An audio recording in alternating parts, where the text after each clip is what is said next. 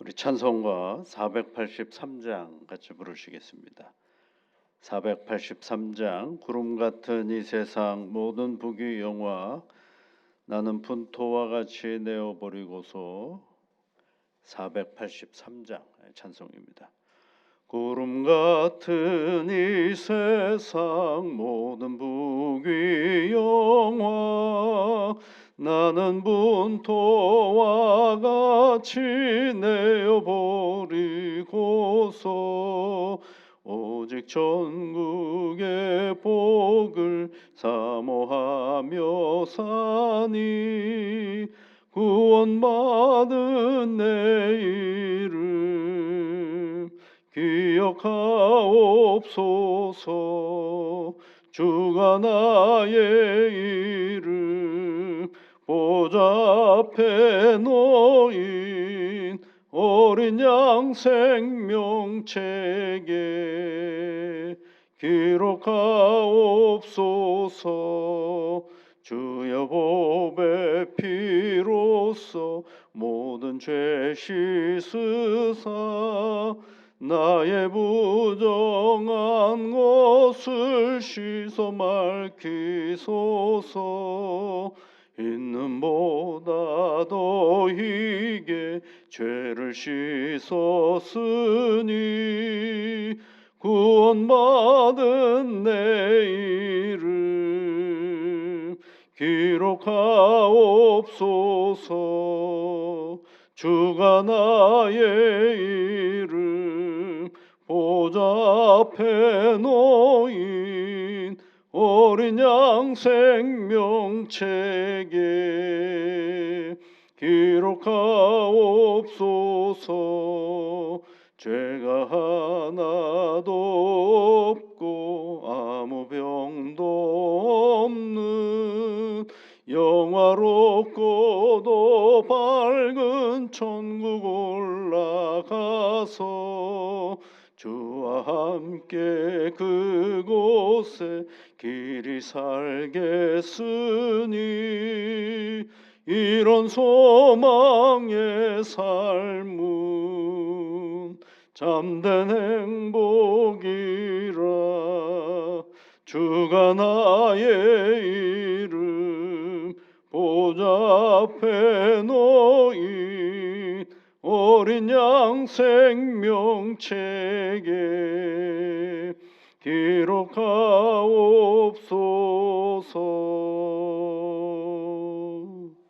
하나님 아버지, 감사 또 감사를 드립니다. 새날을 주셔서 이 아침에 하나님 앞에 기도하는 자리로 저희의 첫 시간을 시작할 수 있게 해주셔서 감사를 드립니다. 오늘도 일상을 살아갈 때에 하나님, 우리에게 그저 주어지는 이 평범한 일상이 하나님의 기적이요 하나님의 능력인 것을 바라보고 감동하며 감사하며 살아가는 이 시간들이 되게 이끌어 주시옵소서. 사랑하는 주의 자녀들이 오늘도 하나님의 이름을 부르며 간구합니다. 하나님 함께하여 주옵시고 크고 놀라운 우리 하나님께서 언제나 나와 함께하고 계심을 매 순간 살아가면서 확인하고 알아내어 하나님께 감사의 찬송을 올려드리는 복된 날이 되게 이끌어 주시옵소서. 우리를 웃게 하는 일도 있을 터이지만 때로는 우리를 아프게 하고 힘들게 하는 일들도 있을 터인데 성령 하나님 흐트러지지 아니하도록 나를 붙잡아 주셔서 좋은 일이 있을 때는 하나님 앞에 찬송할 수 있는 기쁨을 허락하여 주시고 때때로 곤고한 일들이 우리 앞에 다가올 때 그 자리를 기도로 바꿀 수 있는 담대함도 허락하여 주시옵소서. 존귀하신 하나님 아버지, 우리 가정이 세워져 있는 이 땅과 우리 교회가 세워져 있는 이 나라를 기억하시사 이 땅과 이 나라가 하나님의 은혜와 복으로 가득 채워주시고 하나님 때문에 힘을 얻는 이 나라가 되어줄 수 있도록 주 성령께서 함께하여 주시고 대한민국이 무엇보다도 평화로운 나라가 되게 이끌어 주시며 모두가 수고하고 애쓸 때마다 수고의 기쁨과 감사가 있는 그런 나라가 되어줄 수 있도록 성령 하나님, 우리 모든 국민들이 각자 주어진 위치에서 최선을 다할 때 그것이 곧 기쁨이 되는 세상이 되도록 도와주시옵소서. 예수님 이름으로 기도드립니다. 아멘. 하나님의 말씀은 마태복음 10장 말씀입니다.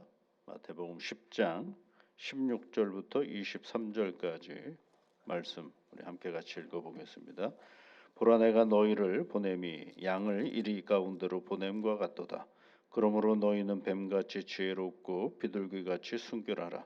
사람들을 삼가라. 그들이 너희를 공회에 넘겨주겠고 그들의 회당에서 채찍질하리라.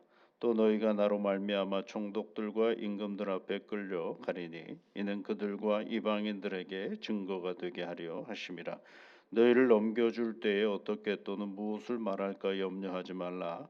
그때 너희에게 할 말을 주시리니 말하는 이는 너희가 아니라 너희 속에 말씀하시는 이 곧 너희 아버지의 성령이시니라.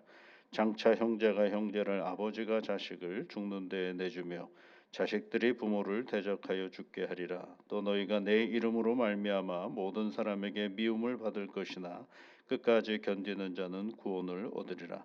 이 동네에서 너희를 박해하거든 저 동네로 피하라. 내가 진실로 너에게 이르노니 이스라엘의 모든 동네를 다 다니지 못하여서 인자가 오리라. 아멘. 예수를 잘 믿으면 우리에게 당하는 하나의 사건을 얘기해 주고 있으죠. 17절 말씀에 보시면 사람들을 삼가라 이렇게 돼요. 사람들을 조심하라라고 얘기를 하고 있습니다. 근데 그들이 무슨 일을 하느냐 하면 믿음의 사람이 너희를 공회에 넘겨주고 회당에서 채찍질하고 또 18절 말씀에 보면 나로 말미암아 예수님으로 말미암아 끌려간다라는 말씀도 해주시고 19절에는 넘겨준다라는 말씀도 하시고 계시죠. 그리고 21절에는 대적하여라는 표현도 쓰고 그것이 이제 정리되는 구절이 22절이죠. 너희가 내 이름으로 말미암아 모든 사람에게 미움을 받을 것이나 끝까지 견디는 자는 구원을 얻으리라라고 얘기하고 있습니다. 예수를 믿으면 뭘 받는다라는 것이냐면 미움을 받는다라는 거죠. 이걸 이제 역으로 얘기하면 예수를 잘 믿는데 세상으로부터 미움을 안 받는다라고 한다면 좀 점검해 보라라는 얘기일 수도 있습니다. 예수님은 그런 말씀을 참 많이 하셨어요. 요한복음 12장에도 자기 생명을 사랑하는 자는 잃을 것이요 이 세상에서 자기 생명을 미워하는 자는 영생하도록 보존하리라 그러죠. 자기 생명을 미워하라 이런 표현도 쓰셨죠. 또 어떤 데는 이런 말씀도 하셨어요. 세상에 너희를 미워하는 것이 아니고 나를 미워하나니 이는 내가 세상의 일들을 악하다고 증언하기 때문이다. 그렇죠. 세상 사람들이 예수님을 이제 요한복음 7장 7절에 있는 말씀인데요. 싫어하는 이유는 다른 것이 아니라 그네들이 귀하게 여기는 이 세상을 악하다라고 증언하기 때문이다라고 말씀하게 있는 것입니다. 참 누군가로부터 미움을 받는다라는 건 참 힘든 일이죠. 칭찬을 받아도 부족함이 없는데 누군가로부터 내가 미움을 받는다. 그것도 예수를 믿는 그것 때문에 미움을 받는다 그러면 참 어려운 일입니다. 그것뿐만 아니라 우리 감정적으로도 그렇죠. 관계에서 누군가로부터 미움을 받는다라는 건 참 어려운 일이 아닐 수가 없습니다. 미움이 뭡니까? 미움이 미움이죠. 얼마나 그 사람만 봐도 싫고 짜증나고 막 이러는 마음이 미움 아니겠습니까? 예전에 이제 염세 철학자 중에 수페나워라는 사람이 그런 얘기를 한 적이 있어요. 우리는 타인을 미워함으로써 그들에게 종속된다 이렇게 얘기했어요. 그러니까 내가 미움을 받는 것뿐만 아니라 내가 누구를 미워하는 거 있잖아요. 그러면 그 사람보다 내가 우위에 있는 것이 아니라 그 사람에게 종속된다라는 것입니다. 가만히 생각해 보면 그 말이 맞는 것 같아요. 그게 맞는 것 같아요. 그만 보면 그냥 막 화가 나고 짜증이 나는 그 순간 그건 뭐예요? 그에게 종속된 거죠. 내 감정이 그에게 종속이 된 거죠. 가장 좋은 복수, 그 나를 미워하는, 내가 누군가를 미워할 때 가장 좋은 복수는 쇼펜하우어는 뭐라 그러냐면 무관심이다, 이렇게 얘기를 했어요. 이게 쉽지가 않잖아요. 얼마나 힘든 일입니까 이게. 또 이런 말도 있어요, 여러분. 세상에서 가장 아까운 시간이 싫어하는 사람에게 사용하는 시간이다라는. 그러니까 그 미워함으로 내 시간을 다 허비할 이유가 없는데, 그래서 그 시간을 거기다 다 쏟아붓는 것이 가장 내 인생에서 아까운 시간이다라고까지 얘기를 합니다. 근데 여기서 말하는, 예수님이 말하는 미움은 이런 인간의 감정적인 어떤 미움은 딱 그런 얘기를 하려고 하는 것은 아닌 듯해요. 그러면 이 미움은 뭐냐면 예수를 믿어서 당하는 박해, 핍박을 얘기하는 그런 내용이죠. 그러니까 예수를 믿으면 왜 핍박을 하는가? 사랑하라서 사랑을 했는데 오히려 싫어하기도 하고, 도와주라 그래서 도와줬더니만 미워하는 그런 마음의 자리, 예수님 때문에 당하는 것이다 라고 얘기하는 것이죠. 그래서 22절에 보면 너희가 내 이름으로 말미암아 모든 사람에게 미움을 받을 것이니 끝까지 견디는 자는 구원을 얻으리라. 끝까지 견디라고 얘기를 하고 있죠. 자, 여러분, 누군가가 예수 믿는 우리를 미워한다고 한다면 그런 삶의 자리 속에서 우리가 어떻게 살아야 할 것인가를 주님이 우리에게 말씀해 주시는 장면입니다. 그것이 이제 16절입니다. 여러분. 그가 우리를 미워하지 않도록 애쓰고 노력할 필요가 없다는 거예요. 주님의 말씀은요. 보라 내가 너희를 보냄이 양을 이리 가운데로 보냄 것 같다. 여러분, 양을 이리로 보내면 어떻게 해요? 이리가 가만히 놔두나요? 물고 뜯고 난리를 치겠죠. 그럼 이렇게 생각해 볼 수도 있죠. 보내지를 마시지 왜 양을 이리에다 보내요? 차라리 사자를 이리에게 보내면 되죠. 근데 왜 양을 이리에게 보낸다라는 것입니까? 안 보내면 될 텐데. 그러나 거기에 양이 이리 가운데로 가야 거기에 뭐가 일어나냐면 하나님의 역사가 일어나는 것입니다. 그냥 양은 양대로 살면 아무 변화가 되어 있지는 않아요. 정말 어려움이 가득한 그런 자리로 양이 가야 거기에서 하나님의 은혜의 역사가 일어나는 것인데, 그러면서도 보내지는 않을 수 없으니까 예수님이 하시는 말씀이 뭐예요? 그 다음에 뱀같이 지혜롭고 비둘기같이 순결하라, 그렇게 얘기를 하고 있습니다. 그런 세상에서 살아갈 때 우리에게 필요한 것이 뭐냐면 지혜와 순결함이 필요하다라는 것을 말씀해 주고 있습니다. 지혜와 순결함이라는 게 뭘까요, 여러분? 지혜는 그 상황을 잘 이해하는 것을 말하는 것입니다. 상황을 이해하는 것. 그렇잖아요? 지식을 가지고 상황을 이해할 수가 없거든요. 내게 주어진 상황은 어떤 건지는 몰라요.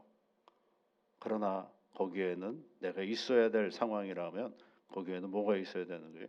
지혜가 있어야 하는 것입니다. 그런데 지혜만 가지고 있으면 잘못하면 처세가 될 가능성이 많거든요. 그때 달라지는 처세. 기준이 정확해야죠. 그 기준은 뭐예요? 오늘 비둘기같이 순결함이죠. 믿음의 순결성을 잃어버리지 않는 그런 이유가 거기에 있는 것입니다. 그래서 이 세상에서 예수를 믿음으로 말미암아 우리가 욕하고 미움당하고 할 때 우리가 잘해야 될 것들이 있죠. 지혜롭고 순결해야 된다라는 것을 말해주고 있는 것입니다. 그런 것들이 뭐가 있냐면 제가 경험한 거로는 예전에 이제 청년들 또는 대학생들을 지도할 때 그죠? 교회 오는 걸 좋아하니까 이제 직장 생활을 하는데 다른 분들이 다 일하고 있는데 자기 교회 가야 된다라고 나온다 그러면 그게 좋은 모습은 아니지 않겠습니까? 그때는 뭘 해야 되는 거예요? 같이 일을 하는 거죠. 예. 그때는 같이 일을 하는 겁니다. 그때는 뭐 하는 거예요? 같이 일을 하는 겁니다. 그게 뭐가 되는 거예요? 예, 지혜죠. 그런데 반대로 또 이런 경우도 있죠. 술 먹으러 가는데 나는 믿기 때문에 안 가라고 얘기할 수도 있잖아요. 그렇죠. 내 신앙생활을 잘 지키는 거니까요. 그런데 그렇게 되면은 뭐가 되는 거예요? 소심한 사람부터 시작해가지고 온갖 욕을 다 먹죠. 그러나 처음부터 그러는 것보다는 일단 가서 술을 안 먹고, 그리고 n분의 1로 다 나누니까 나도 거기서 n분의 1로 돈도 내주고, 그리고 술 취한 사람을 좀 돌봐주기도 하고, 그러면 뭐가 되는 거예요? 내 순결함도 지키면서 그들로부터의 관계가 멀어지지 않는 그런 기회가 되는 거죠. 그러면 그 사람들 매번 부를 것 같지 않습니까? 그렇지 않습니다. 시간이 지나고 두어 번 하면 누구를 배려하느냐면, 아, 우리 저 사람은 교회 다니는 사람이니까 라고 그 자리를 격려하고 위로하는 자리로 바꾸는 거죠. 저는 여러분, 우리가 신앙생활하면서 예수 믿는다라는 건 왜 그러면 미움을 받는가라고 할 때 행위가 나빠서가 아니거든요. 사실은요. 사랑하라 그래서 열심히 사랑하는데 미워한다. 예수님이 가르쳐주는 대로 행하기 때문에, 그것 때문에 문제가 일어나는 것이 아니라 예수님이 말씀하시는 것이 기존에 그들이 가지고 있는, 바리새인들과 서기관들이 가지고 있는 삶의 태도와 너무 다른 가치관을 보여주기 때문에 그렇거든요. 그네들은 세리에게 가면 안 되는데, 예수님은 자꾸 세리에게 가고요.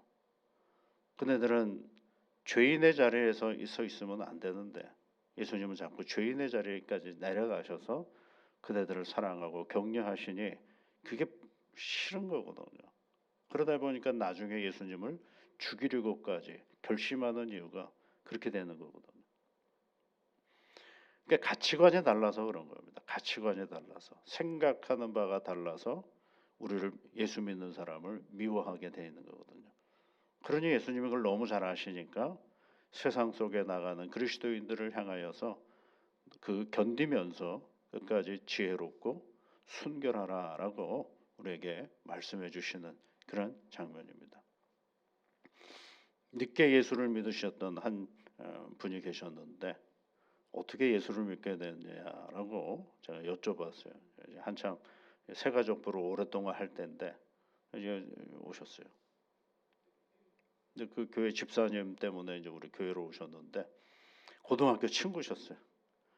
근데 이 친구는 늘 교회를 열심히 다니고 그러는데 그 새로 오신 분은 그렇게 비판을 많이 했다는 거예요.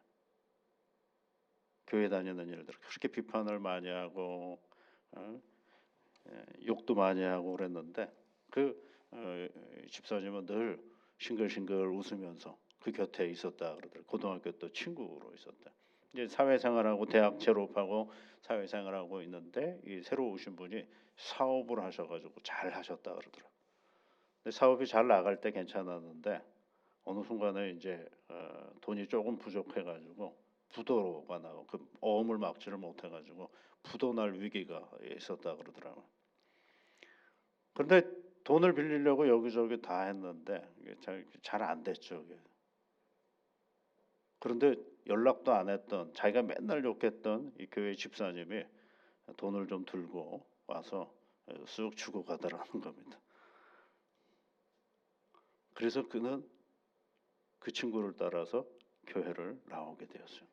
그 새로 교회 오신 분이 놀랍게 고백하는 건 한 번도 자기에게 교회 가자는 말을 해본 적이 없다는 겁니다.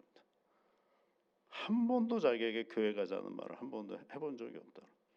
내가 그 집사님한테 여쭤봤죠. 왜 한 번도 교회 가자는 말을 안 하냐고 그랬더니 하도 욕도 많이 하고 제가 교회 나갈 것 같지도 않고 그래서 얘기를 안 했는데 나중에 어렵다는 얘기를 듣고 이분이 그냥 자기 공직 생활하면서 모아두었던 돈을 좀 갖다 줬더니만 그 이후로 교회를 나오게 되었노라라고 말씀을 하시더라고요.